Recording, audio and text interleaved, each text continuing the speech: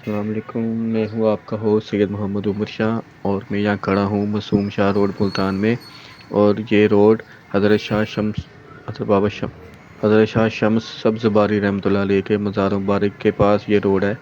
और यहाँ पर ये इन्हीं के नाम पर ये रोड है, हज़रत ख्वाजा मासूम हज़रत मासूम शाह रहमतुल्लाह अलैह, और ये इनके मज़ार मुबारक पर मैं आया हूँ। आज आपको उनकी ज़ियारत कराता हूँ।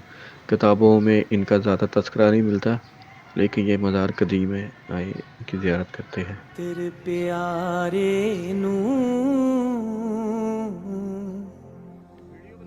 हाल मुरीदां दा कहना,